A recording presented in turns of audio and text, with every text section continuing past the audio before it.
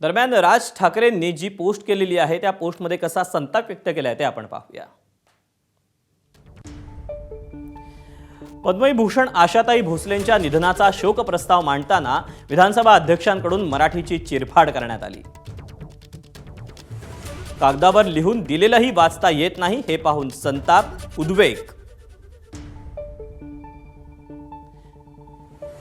नार्वेकर दीनानाथ मंगेशकरांचा उल्लेख दीनदयाल मंगेशकर करत होते। सभागृहात उपस्थित एकाही आमदाराला आक्षेप नोंदवावासा वाटला नाही असा प्रश्न त्यांनी उपस्थित केला। नार्वेकरांना ना दीनानाथ मंगेशकर माहिती ना दीनदयाल उपाध्याय। गुलाबी आंखें जो तेरी देखी यासारखी अनेक गाणी बेसुरात म्हणणाऱ्या फडणवीसांना गांभीर्य समजायला हवं होतं। शिंदेंनाही याच्याशी देणं घेणं असण्याचं कारण नाही। मराठीच्या अभ्यासाचं त्यांचं विमान 50,000 फुटांवरून उडतं।